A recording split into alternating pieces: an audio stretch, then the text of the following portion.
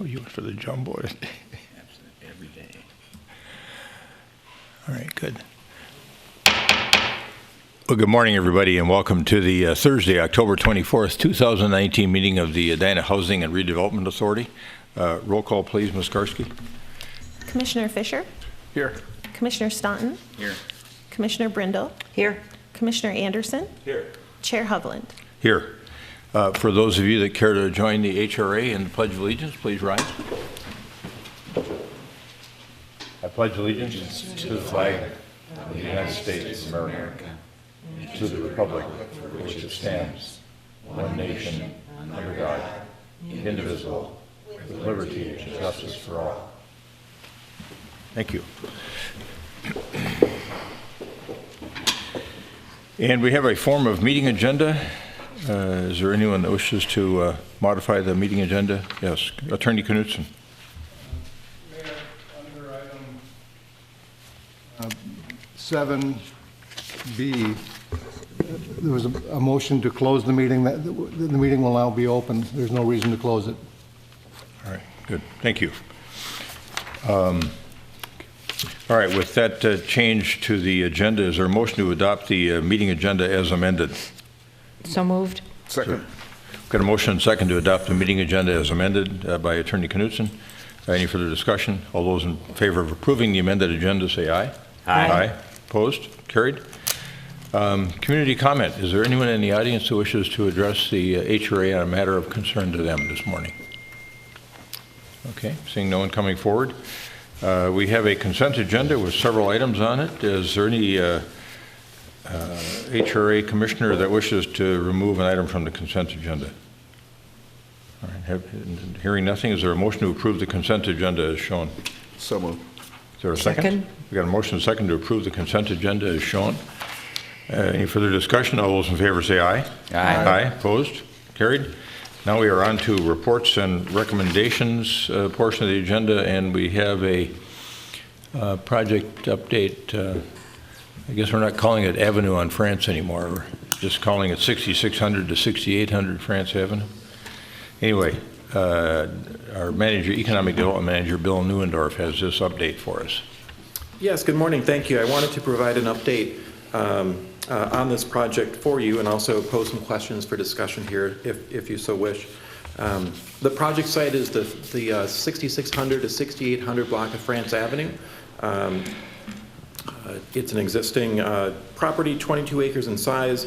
A few years ago, back in 2016, the developer and owner had secured rezoning approval to add additional retail, office, medical, parking, housing on the site. And at that time, it was called the Avenue on France project. It was it had worked through the Planning Commission and City Council for that rezoning approval. That was a very ambitious project and something that we've been working hard on. However, in the past several years, while the developers have sought additional tenants and users for the site as well as financing, what they found is that the construction cost of that project in that form is simply too high. So at this point, the project is effectively on hold until revisions to the site plan can be made that are actually creating a viable, successful project, which is ultimately the city's goal for that property. The first phase did, of course, go through. The Bank of America building was built a few years ago. That first phase is open, doing well, and that, of course, is not going to change. But in recent months, the staff has been talking with the developers and owners about ways to possibly make some revisions to that site plan to move the project forward. And some of these discussions you're very familiar with. We've had conversations about water treatment plants, about the possible need for a new fire station location in that Southville area. For a long time, we've been talking about a new home for the Art Center. And so in our early discussions with the developer, they're very interested in possibly being a host for one or more of these public amenities. So some of the questions to you this morning are whether or not any of those amenities are interesting to you to dig further and go further on this site. I had brought up the concern about construction costs. That's still a real problem for the developer in order to move forward. So part of the conversation moving forward could be possibly pursuing tax increment financing to help fund some of these public infrastructure improvements on the site. In past meetings, we've had extended conversations about the age of the property, the fact that there's very little stormwater management on the site today. That has a detrimental impact to the property. It also has a detrimental impact to the neighborhood, residential neighborhood next to it, as well as the water quality at Roslyn Park. So certainly, if there are improvements to this privately owned site, there's also public improvements that would result. So in the memo in the packet, I did identify 6 potential public benefits that could be obtained. Probably not all of them, but just kind of a menu for conversation. The first one on the menu that I haven't mentioned is shared public parking. In our design, or our Southdale design guideline experience, there's a desire to move forward in the future, many years in the future, of really focusing more on shared parking rather than exclusive public parking. So with this site redesign, we could start to implement that shared parking concept. That would be a public benefit. I'd mentioned the stormwater improvements that could help the performance of this property, as well as the surrounding neighborhoods and adjacent parkland. Of course, one of the key components of the initial plan was better connectivity to get to and through the site better. It's a large property. It's 22 acres. It's one of the biggest super blocks in the Southdale region. So certainly there's a number of pedestrian benefits to drivers, people on bicycles, scooters, whatever their mode is, but all those things cost money. Recently, we also had conversations about the water treatment plant. Our engineering staff has looked into this just on a very cursory level and found that this site could be a good location for a water treatment plant. It's much bigger, much more open than the small parcel that we have access to at the mall property. And then also just to reiterate the possibility of a new home for the Art Center, possibility of a new location for a new fire station. So that's kind of the menu of 6 various public benefits that staff has discussed just very early on. But we're at a point where before staff goes any further, we wanted to pose the question to this body and see if there are any real estate decisions that you'd like us to pursue here. Each of those decisions, again, cost real money. And so we'd also like to hear your interest or appetite in possibly using a financial tool like tax increment financing, possibly even property tax abatement. We haven't studied either of those. Again, we wanted to pose the question to you. So those are the few questions that we had in front of you this morning. Certainly if there's other things that we haven't thought of, we're also very open to that. But I just wanted to close and lead into your discussion with the fact that at this point, the project is on hold. So the cost burden is real.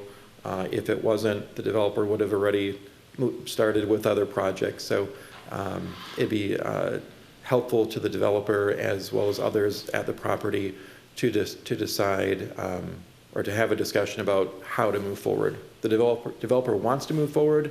They need some guidance from us as far as what our role would be, if any. Okay. The developers are here this morning if you have any questions for them. At this point, we don't have any sketches to show. We don't have any site plans to show. It's really more of an open book. But with that, I'll turn it over to you and happy to answer any questions that you might have and look forward to your conversation. All right, colleagues, this is something that we haven't probably thought too much about yet. We had a beautiful potential project approved a few years ago, and I know from having my office just by serendipity at 6800 France Avenue, I've run into the development team from time to time, and they've told me some of the issues they're wrestling with. And I know the latest conversation was around the possibility of some of the parking creating a space for a water treatment plant within a parking structure. And I guess that conversation may have caused you to think about, coming back to the HRA and asking us to give you some input about some of these ideas. So I think that we have a very able group of folks here, and while I think we haven't given us a great deal of thought, I think there's some things that we can draw on from an experience standpoint. I mean, one that recently would be the Pentagon Village, where we tied parking assistance on, TIF assistance on parking to a public amenity. I think some of us thought that was a good idea. Some didn't think there was a sufficient public amenity there. For me personally, if we were going to try to tie structured parking to a public benefit, I think it would have to be more in the area of green space and walkability. I don't see personally much value in trying to do some sort of common parking improvement to benefit visitors to Roslyn Park. I don't see any pressure on Roslyn Park from being right there, in terms of need for additional parking. And I think it's awkward to get across that busy intersection. Same thing with the greater south area. To try to access the mall site from there is very, very difficult. So if we're going to think about public parking, I think I'd want to tie it to some public benefit that greens the area and improves walkability. Some of the things that we were thinking about at 7200, 7250. I'm sure other folks have other ideas. The art center idea is intriguing. In my mind, on the fire station, we've been thinking about northeast, and it's not that far from the fire station on York to this location. So I'd have to have people convince me that that was a good location for another fire station, as opposed to looking northeast, where I think we had more concerns when we looked at the study. So I don't know if other folks have. Member Fisher has done a lot of work in the TIF area, and also, of course, a fine urban designer and architect. I don't know, Member Fisher, if you wanted to give us some comments on some of the things you might be thinking about relative to this super block.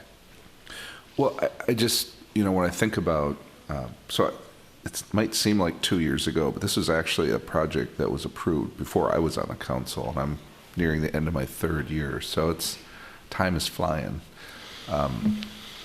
And I've been curious, why this site hasn't really been moving along, and this kind of explains it, that, if the numbers don't work, you don't do the projects. I guess I'm curious, when I look back at what was originally approved, there's a lot of underground parking. The parking really wasn't visible at all on this site. So I'm assuming, Bill, you've been talking a little bit about parking structures. I'm assuming that that's part of trying to make this work, is that it's not going to be the same design as before, right? Just try to make the numbers work. There'd be essentially a redesign, new concept. Anything could happen here? Yes, you're correct. The cost of underground parking is even higher than structured parking. And what we're finding in the marketplace is that tenants aren't willing to pay a premium because they can park underground versus above ground. So at this point, I've stopped calling it the Avenue on France to try to make a break, because I think we will see some significant changes to the entire site plan. I think some of the basic principles will probably still be involved. The connectivity, a lot of the benefits that the City Council and Planning Commission liked 3 years ago when they approved the project. I think the principles will hold, but I think the site design is ready to change. I think there's 2 elements, possibly 3 elements that are fixed. The 2 existing office buildings, the 6600 building and 6800 building, I think those would change. Those would stay. But there's some smaller connector buildings, 1 and 2 level buildings. Those are the ones where there's they don't comply with the ADA. They're not accessible to folks with disabilities. I think that's what's most likely to change. And then the whole surface parking area, that's, I don't know how many acres of the site, probably 60% of the site is surface parking. That could all change. But at this point, we don't have a sketch showing exactly how or exactly which way The developer certainly has things in their mind, and they've been working on various things, but they're still at a very early point where if it makes sense to find a site for a water treatment plant on that property, they could do it really easily right now. If it makes sense to pursue an art center, fire station, whatever it is, they're so early on, they can meld their plan so that when they come back to the City Council and Planning Commission in a few months, they can include that or not. Okay.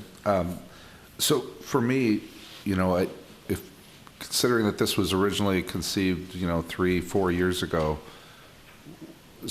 theoretically, well, actually, it would have been before the Southdale area design guidelines and all that. So I guess there is a potential, though this one was probably, if you think about the design of this site those many years ago, was really, I thought, sort of a precursor to those concepts. It had a lot of the same concepts in it, but there would be an opportunity to kind of reflect more on those guidelines and incorporate them into this project.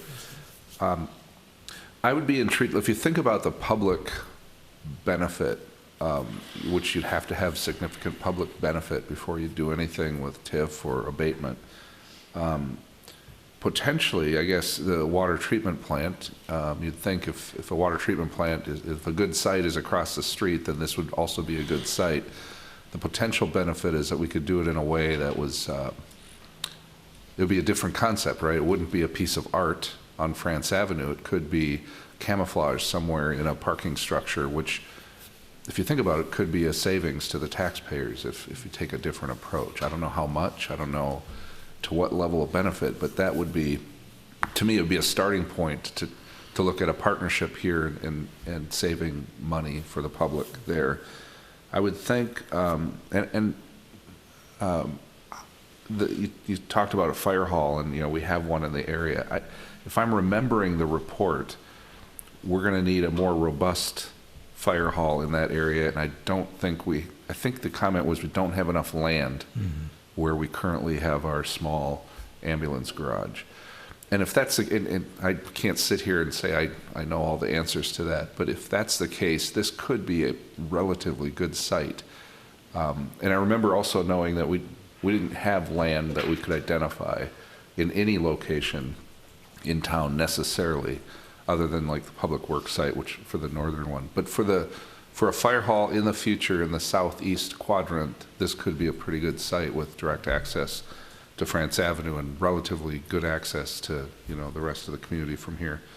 So that might be something to look at. And then, to me, the stormwater potential, if it's on this site, that would be part of any development approval, is that they'd have to meet stormwater requirements. But if there are broader capture areas that we could deal with on this site, because of, again, if we're involved in this early on in the design, again, it'd have to be a partnership, and that's where we'd bring whatever we have to the table. But solving some bigger stormwater issues might be a good opportunity here.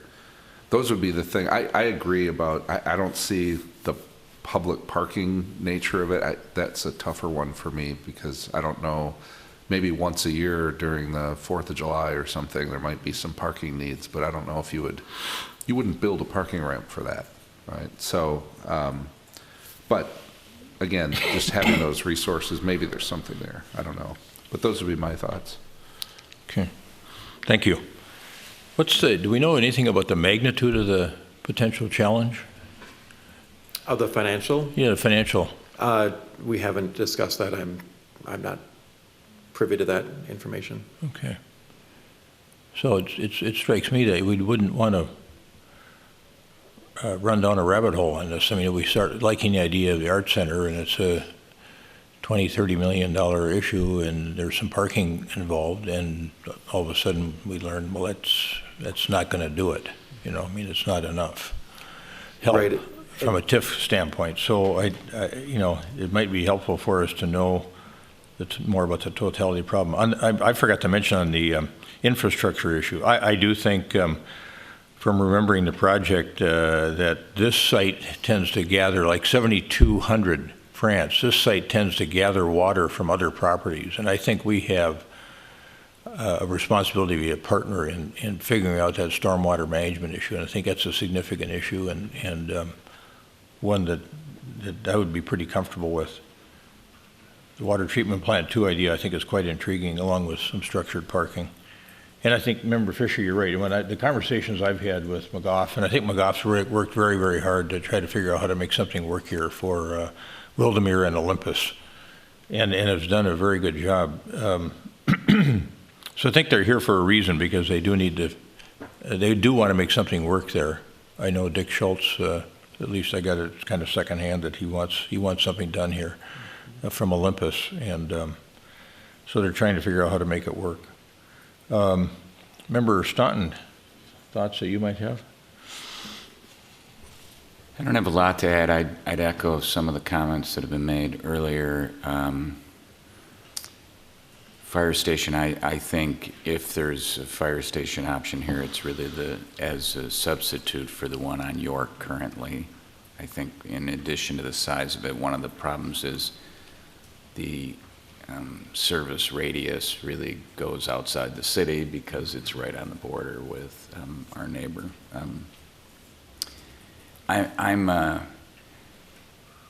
The water treatment plant, I'm mindful of changing directions on that. The last time we changed directions suddenly on that, things did not go well.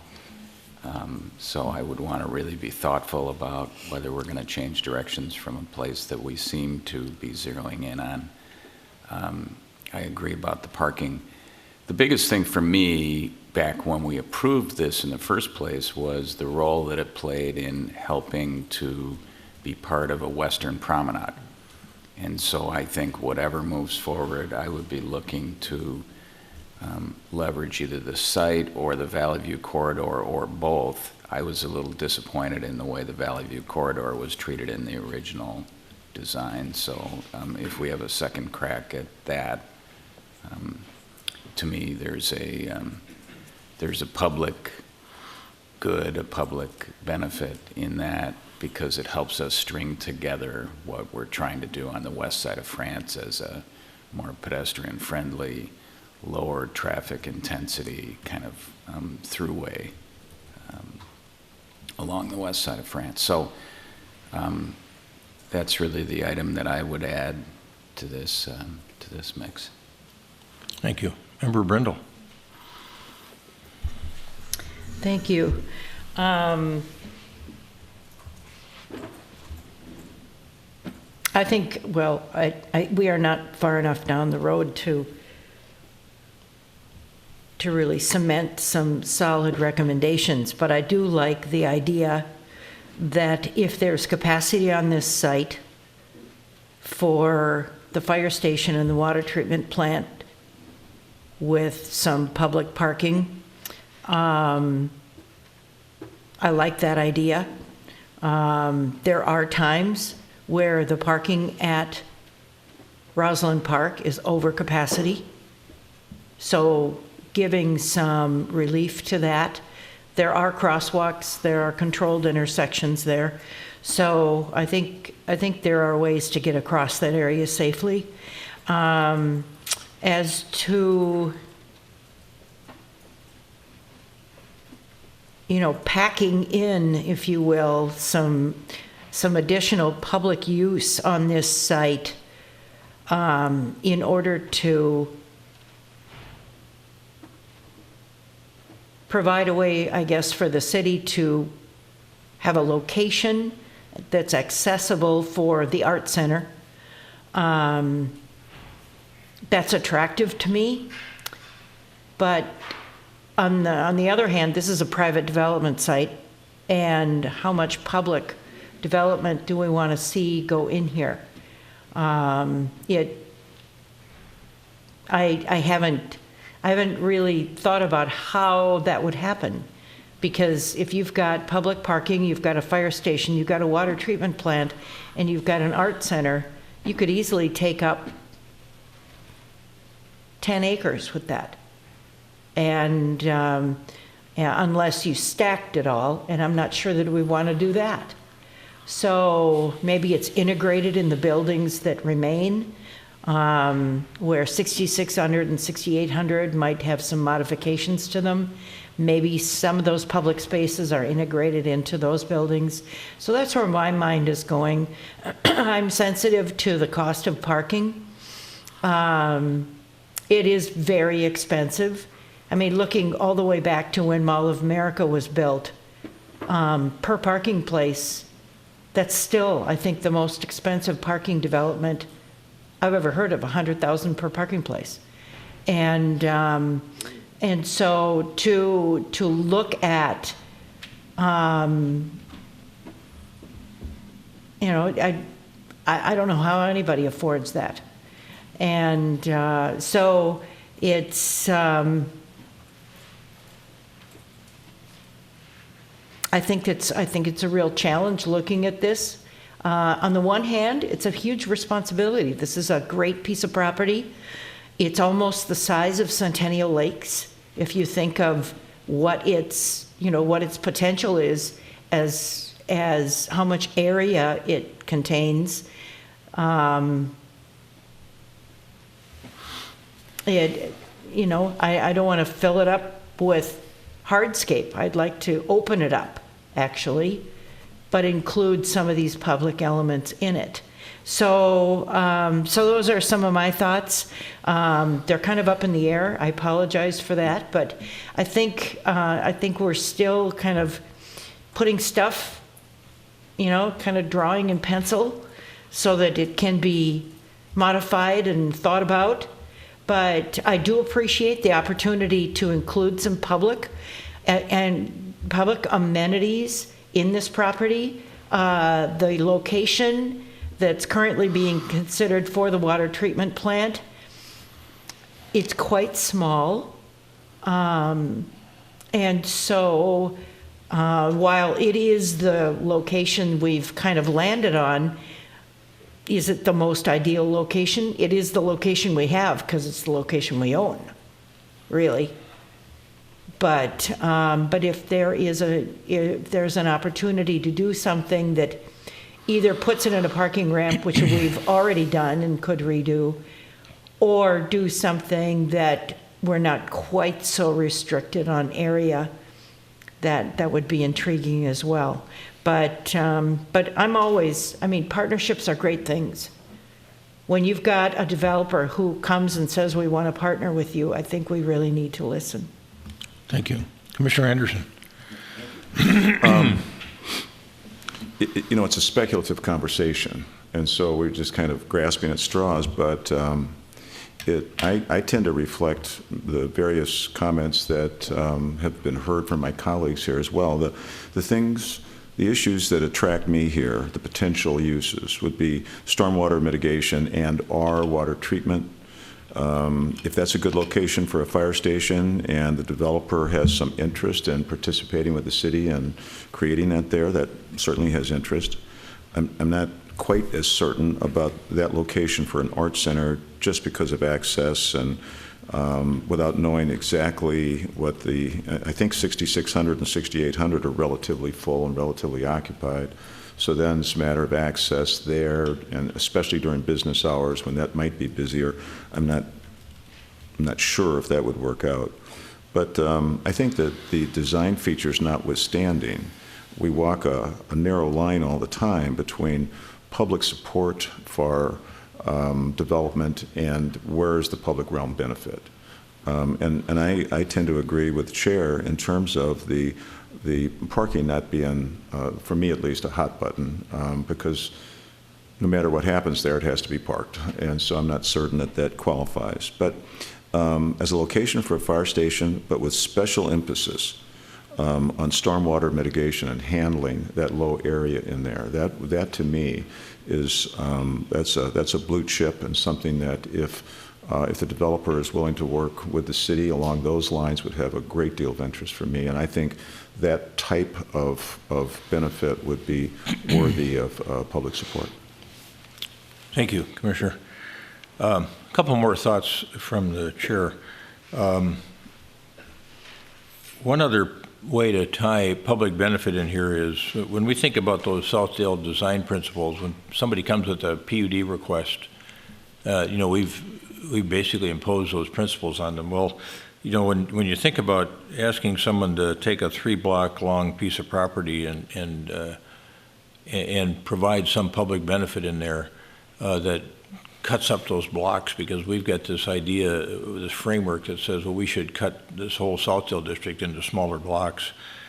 To me, that's a distinctly public benefit. That's one that we think has value in the long term, and that should probably be something that we're, as Member Brindle says, or Commissioner Brindle, that we're a partner in. If for the things that we want, that we think are important from a public realm standpoint, whether it's green space, more walkability, cutting up the site so it's easier to move through it, all of those elements of it that would tie to the design principles of the Southdale work group, to me, that's something worth thinking about from a public participation standpoint. That does have a clearly public benefit. One of the long conversations I recall from Pentagon Village was, we learned that Bloomington has long been, and McGough has been there in Bloomington doing good work for years.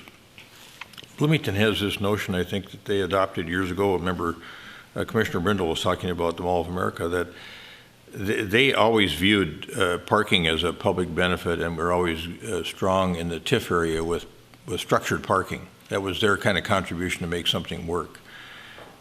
We haven't gone that far. We want something it tied to a stronger sort of public benefit. So I think that kind of works back to the green space, to all the other elements of the Southdale design principles that we'd want to see. The fire station, I just wanted to comment briefly on that. As I was making my comments early on about the close proximity of the fire station, I thought I was recalling that there was some site constraints in terms of being able to expand it the way we want to. My reticence over there is that we've got a good building over there, and I don't really want to tear down a building for no good purpose. I mean, or if we can't the idea of looking at that building for either repurposing or expanded fire capacity, I think that's our first obligation, because I don't see to me, we shouldn't be tearing buildings down unless it's absolutely necessary. From a public standpoint, it's a real good building. But nonetheless, I see that as the Southdale district changes, and all my other colleagues have mentioned this, where to have a fire station in place that can meet not only the emergency medical responsibilities, and maybe that could be our emergency medical site over there, but also meet the needs of the district in terms of being able to access buildings that have multifamily or commercial purpose, as we see a little more height coming up in the Southdale district, in the core in particular. That proximity to the core of the Southdale district with equipment that can actually assist when there is a fire, that is something worth thinking about. So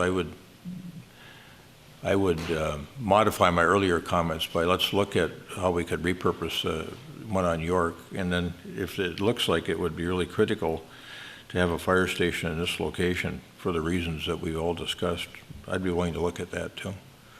The Arts Center, I think the conversation there with the developers has been that it could be something within one of the new buildings. So they'd leave 6,800, take down, and leave 6,600, take down 6,700 and 6,750. And then at least sort of the passing conversations I've had with folks from Wildermere is that they were thinking that they could do something from an Arts Center standpoint in one of the new office buildings. And that's certainly something to consider as we've wrestled with this whole idea over on the old public works site of what to do with that property. We think we'd like to have art and culture over there, but then we start looking at the numbers, and we have all that structured parking obligation over there. Maybe there's some way to do the Art and Culture Center, one of the buildings that it replaces one of the ones that's torn down for private purposes. And then that's a legitimate public reason to participate in a structured parking conversation with use of TIF. So those are just a few additional thoughts from me. I hope some of that's helpful. But I think generally you see an open mind here to looking at things. It'd be nice to know more about the scope of the problem. So it at least would help me think about it a little bit more effectively, I think. So Thank you. Anything else for Manager Neuendorf? All right. Okay. The next matter in this portion of the agenda is a discussion around 4040 West 70th Street. I see the sign, the for sale sign over there. And I did get a call from Ann Swenson from the Housing Foundation that they were interested in looking at this as a possible senior affordable housing site. And Manager Hawkinson is in front of us this morning with a follow-on to some of those ideas, I think. Well, I think you a little bit took the wind out of my sails, but that's okay. So this morning... I'm sure you've got a lot more detail around this idea than I... This morning, my original intent and why it was originally a closed meeting was to seek your authorization to engage an attorney to draft a purchase agreement for 4040 West 70th Street.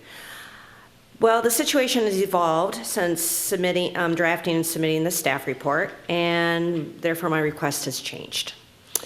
I'm going to provide you a little bit of background information to help put this into some context. 2 weeks ago, after our joint meeting with the Housing Foundation, a broker called and made us aware of a property for sale that was ripe for redevelopment. As we knew there was other interest in this site, and as we've been directed earlier that day to look for redevelopment opportunities, staff quickly got together and discussed this, the merits of submitting a non-binding letter of intent to purchase the property, and we did it that Friday. We heard that there was other interest, that we needed to act. We all gathered and talked about this, and so since it was non-binding, we knew that if you didn't agree with that, we could just let the letter go, and if you agreed with it, we would pursue it. So on Tuesday, the following Tuesday, we were with the selling broker negotiating the final terms of the LOI based on the one that we submitted on Friday. And they're about to sign it, and then another offer came in. And so they put on the brakes.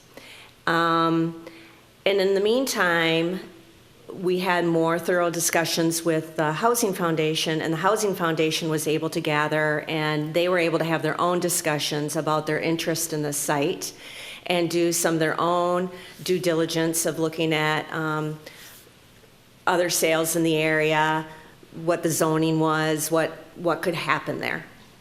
And so they decided that even with the counteroffer that was put in, that they felt it was worth pursuing.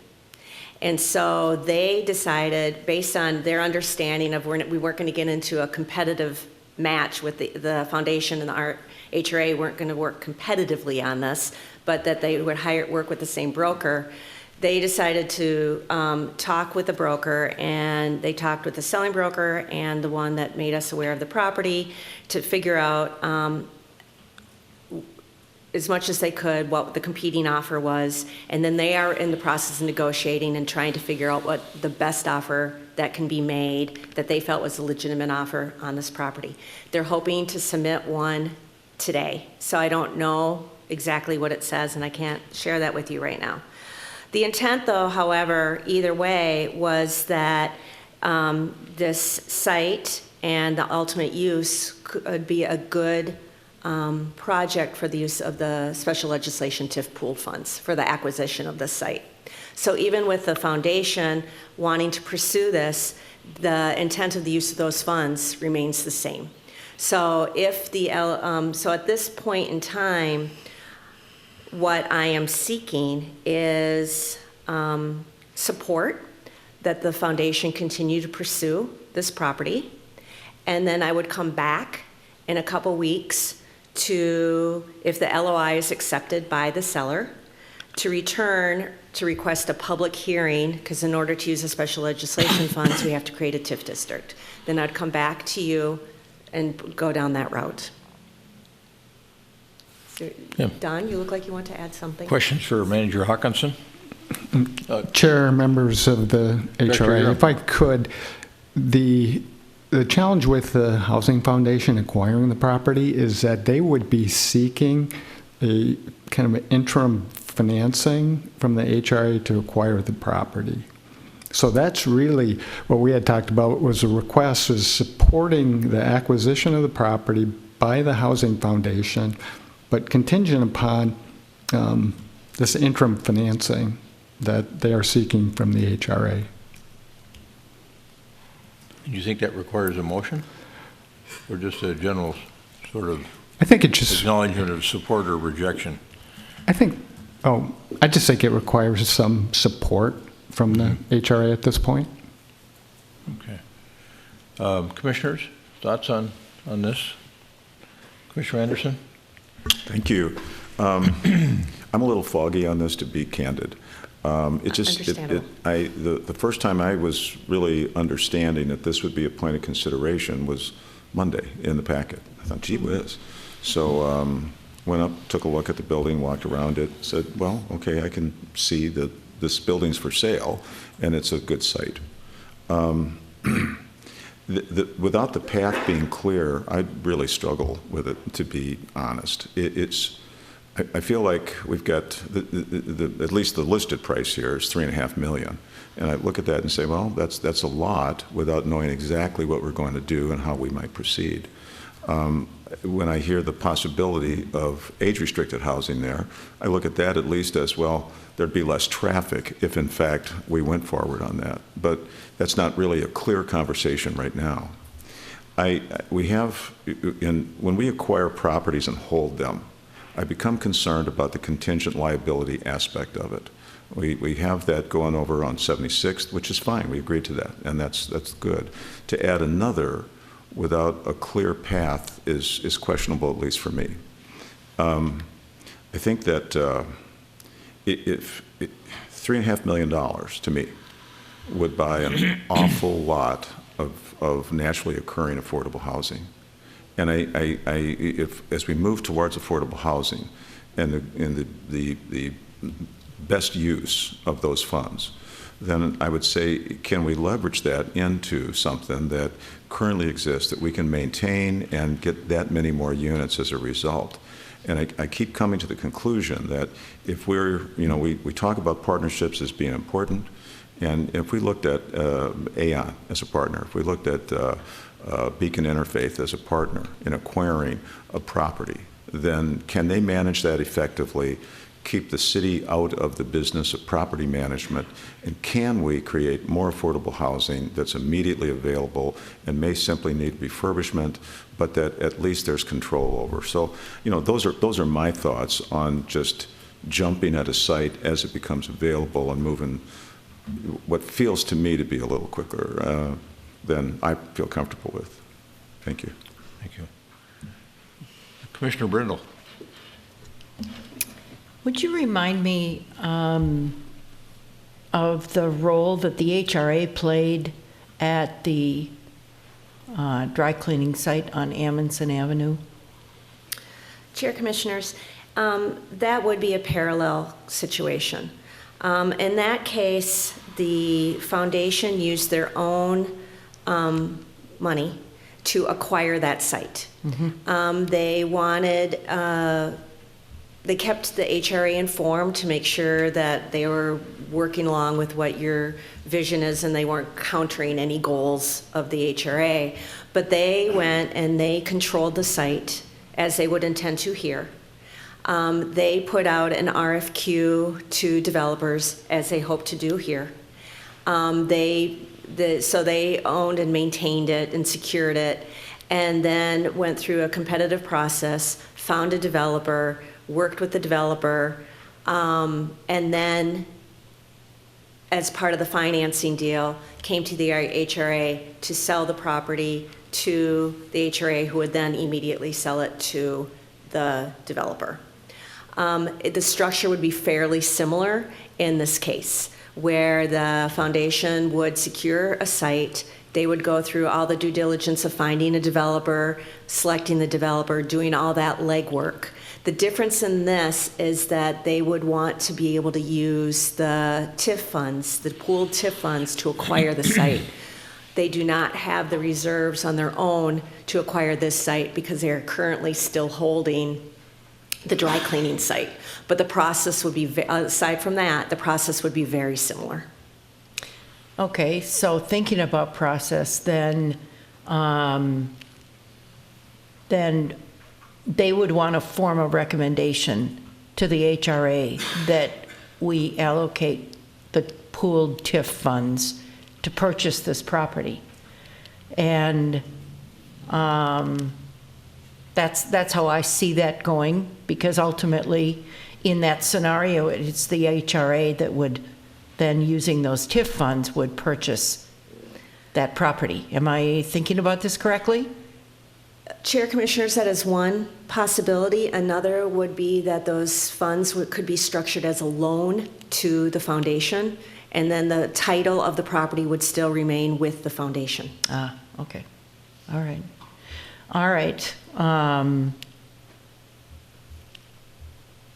So, as I recall, I think this site has come up a few times in consideration for affordable housing. When Aon was considering a site, I think this was one of the sites. It was mentioned, it was talked about anyway, as a site for affordable housing. When we looked at the Estelle, the possibility of the tall towers on this block, we looked at what's going to happen with that building and how could that work into a development that would occur on that block. And so this site has been talked about numerous times. As it relates to affordable housing, I think it's a good location. It's close, if not on a bus line. And senior affordable, that's fine. I would hope that these people are mobile and getting out, and living in a place where they can be active. So from that perspective, it's a good location. I think we are challenged to use the pooled funds in the period of time that we have them available to us. Is that a reason to jump at this? It makes me want to look for opportunities to use those funds while we can. So I like the fact that this site has become available. There was one time we were talking about something, and a broker or a person representing this property was here and said, you know, this property could be considered. So that may have been their first notification to us that they were even thinking of selling that property. But, so I'm kind of wondering, but I'm more positive than negative on this. I think it's a good opportunity. We've given you direction to be looking out for what we can do and how we can use these funds, and I think this is a good start. Commissioner Staunton. So I think this illustrates the paradox that we have in this. I mean, one of the things we talked, I think, in our last work session with the Housing Foundation was about the challenges of acquiring property in an environment where you have a public meeting and you have to wait for 5 HRA commissioners to authorize the acquisition. As you described the process over the last few days, it just illustrates how that's too slow. You can't operate in the marketplace that way. And that's why our Housing Foundation is a good vehicle for trying to navigate these waters, see opportunities, grab those opportunities. But at the same time, I'm uncomfortable. It feels like we're being asked to make a decision before we can make a decision about it. And so my reaction is, if the Housing Foundation thinks this is a potential property that it could acquire, and if we have some time between a letter of intent and a purchase agreement where they don't have to proceed with that and there can be more deliberation on it along with the HRA, then I'm willing to defer to their judgment about what's the right opportunity to take a look at in a short time. But I feel kind of like Commissioner Anderson. All of these questions about whether it's appropriate for affordable housing, what type of affordable housing, is way premature. We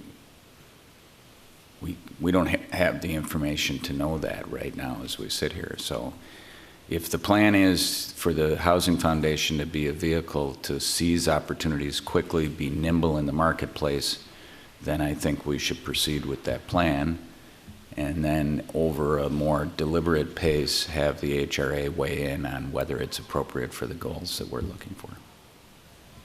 Thank you. Commissioner Fisher? This is a lot to unpack here early on a Thursday morning, and I agree. It's like it feels. I mean, you're working hard on all this stuff, and then this shows up in a packet, and we're trying to wrap our brains around it a little bit. So I'm just going to dump a whole lot of thoughts that are just rolling around in my head. First of all, I much prefer I think of the Housing Foundation as our arm out there that's really looking into these things and making deliberate choices. So I don't mind that avenue here. The struggle I have, and I think it gets back to what Commissioner Anderson was talking about, is the role of the public in this sense. In this is, I didn't picture us being sort of a speculative developer out looking for a hot property, and in some cases competing with private interests that are also, looking at the property. Though I know it's Edina and all properties, it tends to be a little competitive in that sense. But I envision more, so I'm more comfortable with this scenario where we have that naturally occurring affordable housing that may be in danger of going away or changing, and we can come in and kind of bring those along and help on those, versus something like this. And this might be a great site. I can't sit here and say yes or no on that. But it's actually a really good site for a lot of things. And so I'm struggling with, even on that basic level, saying whether or not this feels like a good idea or not. It's just, I don't even know how to look at it right now. And what I liked about, I'm just trying to think about the other approaches the other opportunities that have come to us. And I use the Aon example. That one felt so comfortable because they had identified a good site for all the kind of the same reasons. They're an organization that's ready to go, and we could help partner and support that. And that felt like the ideal scenario. This one feels a little less comfortable for a lot of the reasons that have been brought up already, that it feels like we're getting into the speculation business a little bit, saying here's a site, let's buy it, and then figure out what the product looks like. And again, maybe that's the right answer. As I sit here today, I don't know. Now, with that said, if the foundation in their work looks at this and says this makes perfect sense, we should have done this years ago, this is the right site, I could certainly be convinced to say, yes, let's support that, much in the way we did on the dry cleaner site. So you basically got nothing from me as I rambled on for 5 minutes. Chair Commissioners, I can respond to a couple of those items if you wish, but that's up to you. Sure. With regards to NOAA, we do have a program to try to secure NOAA. The NOAA owners right now are not interested in, and I have talked with them at length, in getting into any sort of arrangement with us. We've talked about the 4D program. We've talked about rehab grants to them. using a different source of funds that's more flexible, because the Southdale Special Legislation Funds is, you know, it has really strict parameters on how it can be used. And they're not, right now, the NOAA owners aren't biting on grant money or this program to reduce property tax. They are very independent. We also have the problem when we were working with Aon to try to acquire a couple NOAA properties. And Aon had put in an offer, and as soon as the seller found out, because we had to try to figure out public funding and it got in the paper, they shied away. And even though they had a better offer, they went with the other buyer. And so we have tried to use that, because the process for getting approval in that way is just a little bit more cumbersome. And it wasn't nimble. And so we lost 2 NOAA properties when we had to try to go through this public process. And that's not to say that will continue happening. We'll continue to pursue those. We may need some more flexible sources to be able to do that. With the special legislation, you have to create a TIF district, which takes 3 months or 2 months. So it is a little bit more cumbersome. And if you have a seller who doesn't have to go through that process with their buyer, I mean, it's a challenge. It complicates issues. But we haven't given up on NOAA. We are definitely trying to figure out how to work on that. I hope to bring something to you in the next couple months regarding that. That's, you know, in the wings. So that's just, you know, one of my comments. So with the special legislation, since there is a process that you have to go through and there's an end point, I think there was a feeling of a little bit of urgency on how to find eligible uses for those funds. Yeah. Well, I think that was expressed in the meeting we had between the Housing Foundation and the HRA, was that with this $7.2 million that we have remaining in the regular Southdale 2 TIF pool, you know, there's a clock running, you know.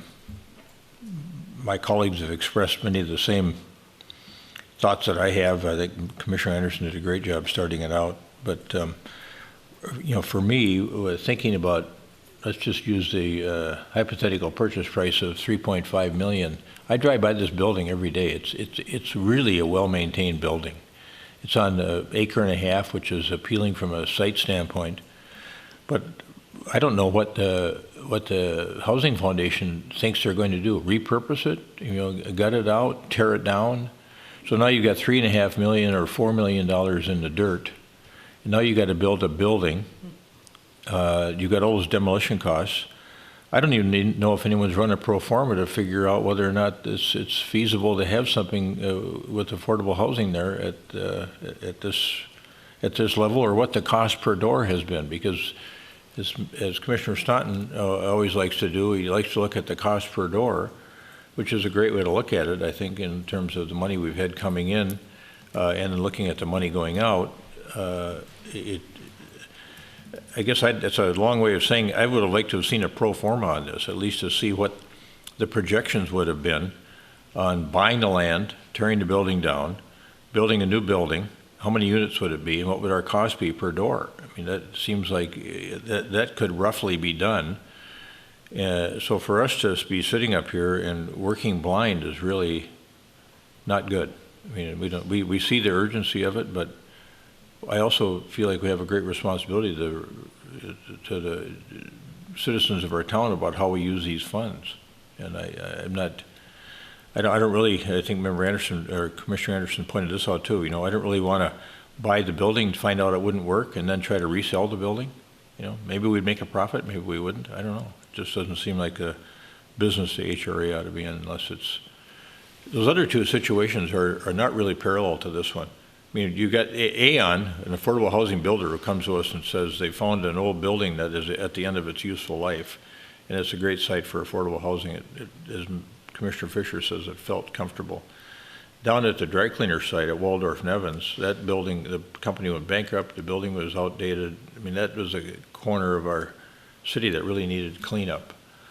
And we're going to end up with a nice project down there where people are going to be living there and working in our community and elsewhere. That has a totally different feel to me than this one where I'm looking at a building that's in really great shape and thinking, does it make sense to tear that down just to get the dirt and then build affordable housing? Because we've got 7.2 million sitting there. I'm just not sure. I'm not comfortable with that. I don't have a sufficient level of comfort to say, yeah, go for it.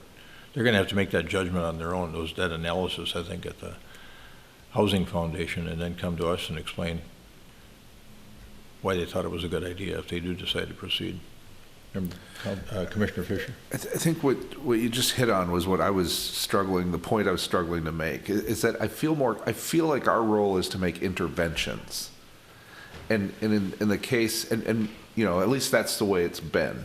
And the examples you described were interventions where the private market certainly wasn't going to make a difference, like at the dry cleaner site, right? So there was an underperforming site, a clearly underperforming site in our community that had a lot of issues that make it.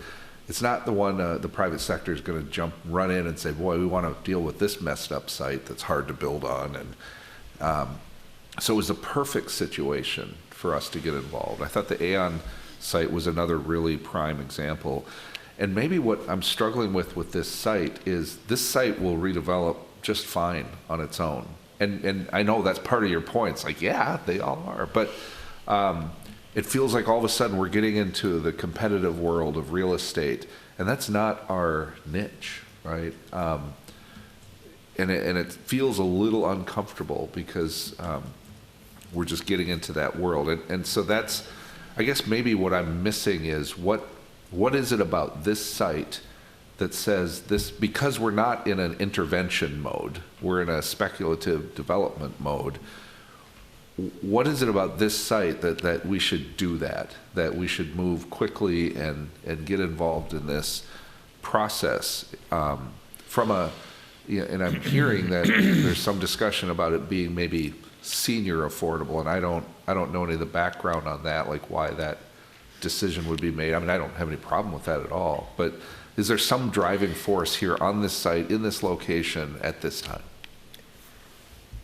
Chair, Commissioners, the foundation was looking at current zoning, the history of it, the fact that the site will most likely be redeveloped and not remain as is based on the other interest that's in there. Some of it is control, to be able to control the fact that it would be affordable housing, 100% affordable housing, rather than subject to the policy and have only 20% of it be affordable. So they felt like that was a public use of that.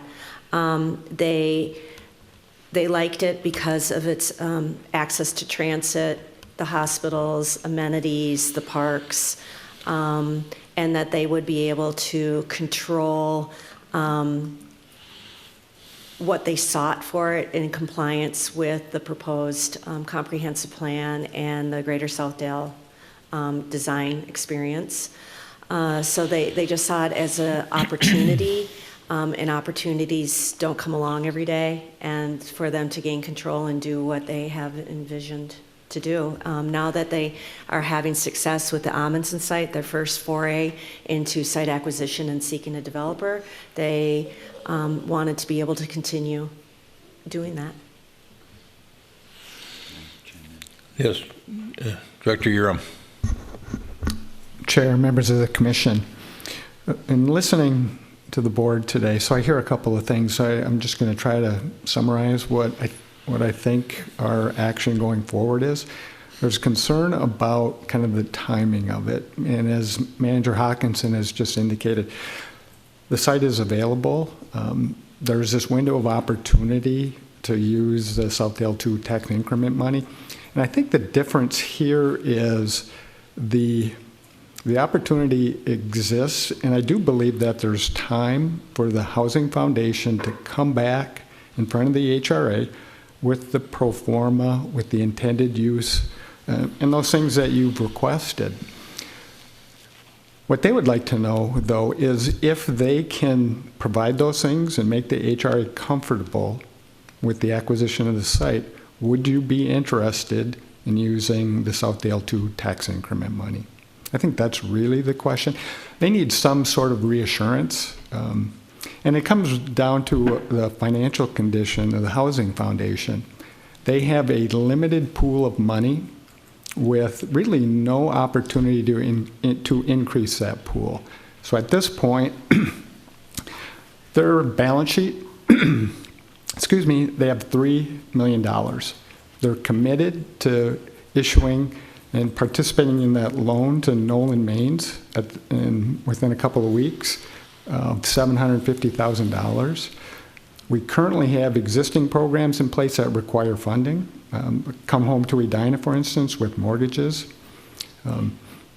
So they're looking for a little reassurance that if they can convince the HRA that this is a good site acquisition, that we would assist with the acquisition.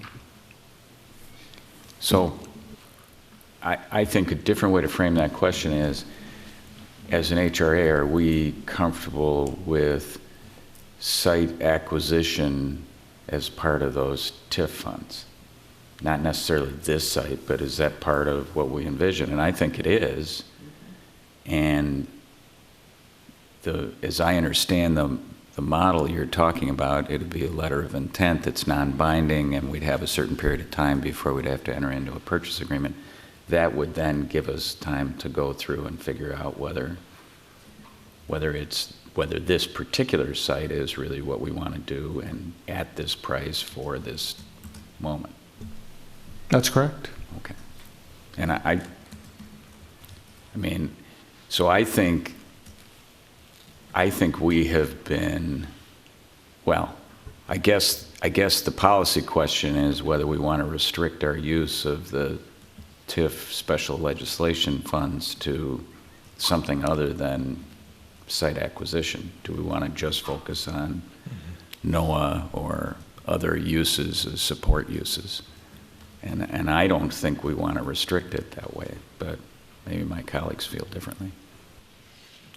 I thought that was kind of the broad message we gave them in our meeting, is that we are open to a variety of different ways to assist with the use of those Southdale 2 TIF pool funds, including site acquisition. They've got some folks on that Housing Foundation board with some great expertise. I would think they'd be analyzing this carefully.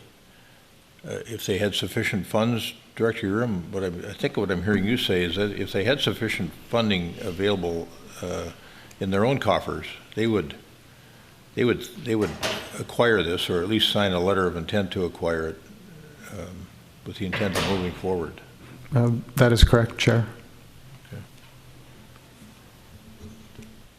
And if they're our arm for seeing what's going on in the market and we're relying on them and trusting them, then it seems like the logical next step would be to let them move forward and trust them to, be judicious in the use of other people's funds. Well, I don't actually think that's even that, because they're not committing us.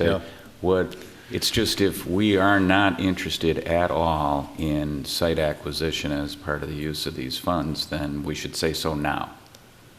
But if it is among those things that we would consider, then this approach solves the problem we have with a lack of nimbleness as an HRA. We can't kind of hold a meeting every time there's an opportunity to acquire a site. The HRA or the Housing Foundation has an ability to do that, and create some time then to work through it and present the issue to us in a more thoughtful, complete way, so that we can all have the conversations that we started to have here about whether this is the right site, how much it would cost per door, et cetera. Mm-hmm. So that's my thought about it. Yeah. Are folks comfortable with this notion that we are willing to look at potential site acquisition, relying on the input and advice of the Housing Foundation? Sure. I am. Thinking that we're moving. I am. I mean, Yeah. It is the direction we gave. It is a site that has kind of emerged a few times as something that is it's in a good location. It's accessible. Mayor Hovland or Chair Hovland mentioned that he's reticent about tearing a good building down. So there are other buildings that have been converted from office to residential without tearing them down. So to the degree that they could repurpose this building, maybe add to it, if it's in good shape, if its systems are in good shape, I guess I would encourage the, maybe trying to preserve the building and stretching the money a little bit that way. But I don't know whose money it is at that point. Because if the Housing Foundation chooses a developer and the developer says, it's far easier for us to do this project by scraping the building, then maybe it's not our decision. But no, I think we gave direction that we're on a timeline to use these dollars. And while I don't want to jump at the first thing that comes along, just because we have a timeline in which funds will be available, I think this site has proven to be one that's worth consideration. So. And just, Mr. Chair, I mean, from my perspective, I think all of that analysis of the site is way premature. I mean, my simple question is, are we comfortable with the Housing Foundation entering into a letter of intent that is non-binding for the potential acquisition of property? And my answer to that is yes. Commissioner Fisher? No, I think Commissioner Staunton has really, and Director Urim have kind of put the words in that maybe I was looking for, or sort of that clarity in what we're really trying to do here. I think we, and it's not your fault. It's just, I think I jumped to this like, oh, am I making a decision on a development deal this morning? And that's not what we're doing at all. And I am very comfortable. I mean, we have Ms. Hawkinson and the Housing Foundation that we trust their expertise, and we've got really good people on that foundation. And if they identify projects, which I think that's part of their role, that we should be supporting that. And the deal itself, we'll figure out later if that's something we want to be part of. But yes, whether it's this site or other sites, I would be in support of that. Commissioner Anderson? For me, I think we're beginning to move into the development business as a city. That's what it feels like to me. And I think all of these projects, while they're very worthy, need to be evaluated on a case-by-case basis. And we're just not far enough. This moves a little too fast for me to be comfortable with it.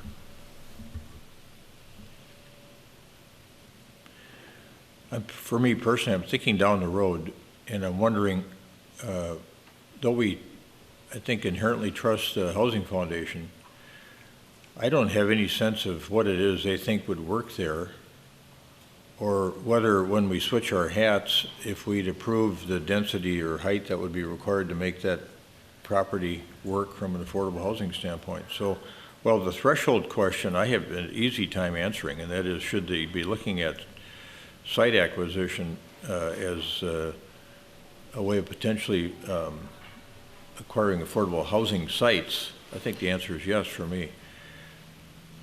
But in all the work I've done where I've got clients that enter into letters of intent, you're intending on going forward unless you find some things that, that are just kind of unexpected, or you can't negotiate effectively.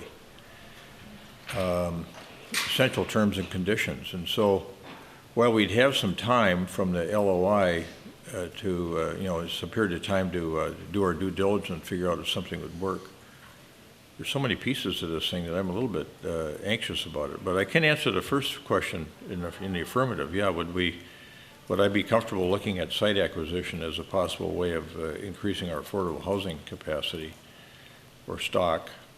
Yes, but I still have real reservations, I think, that have been articulated by Commissioner Anderson. So I just feel like I don't know enough about it to really give you the kind of advice that you should be getting. So I don't know if that helps or not. You got a couple of us with some reservations and a couple more firmly, or three of us firmly comfortable with the idea of site acquisition. Chair Commissioners, I will bring this information back to the Housing Foundation. They will make a decision on whether or not they will pursue the LOI based on this information. They may opt. I mean, it's non-binding. Even if they do submit something, they may decide to walk away.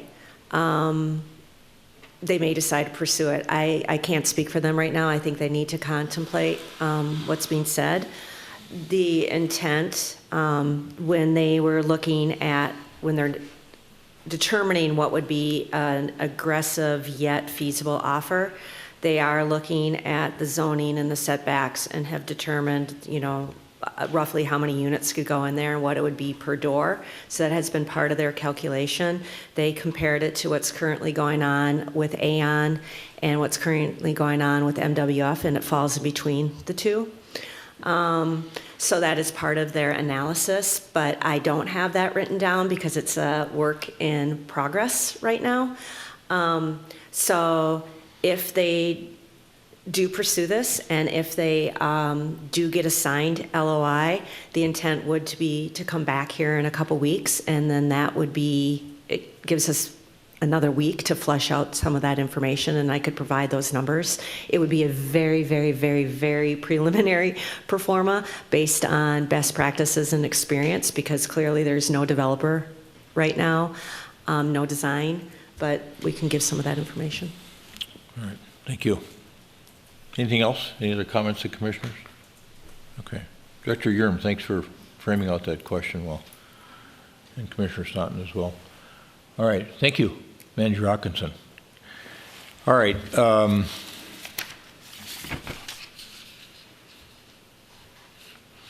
Any correspondence? I see one letter here. We've got, is there a letter that we need to know about? Chair, members of Director the HRA. So in the packet is a letter from BEEP in support of the AON Affordable Housing Project that was at the Planning Commission last night. So they just wanted to indicate their support for this project to move forward. Okay. All right. Thank you. Any other comments from HRA commissioners?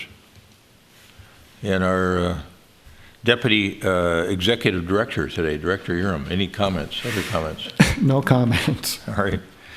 All right. Is there a motion to adjourn? So moved. Is there a second? Second.